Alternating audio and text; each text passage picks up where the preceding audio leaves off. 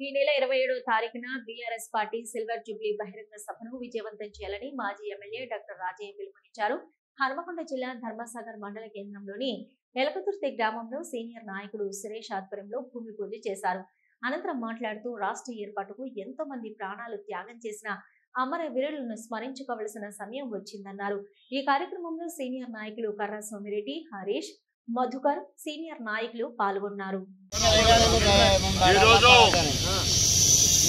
కేసీఆర్ గారి పిలుపుని అందుకొని ఈ నెల 27వ తారీఖు రోజు ఎల్కతుర్తి ప్రాంతంలో సిల్వర్ జూబ్లీ బహిరంగ సభ 10 లక్షల మందితో నిర్వహించాలని పెద్దలు కేసీఆర్ గారు నిర్ణయించి కార్యాచరణ ఇవ్వడం జరిగింది. దాంట్లో భాగంగా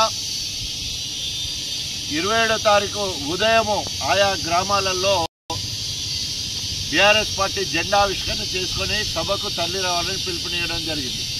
దాంట్లో భాగంగా ధర్మసాగర్ మండల్ ఎల్కుర్తి గ్రామంలో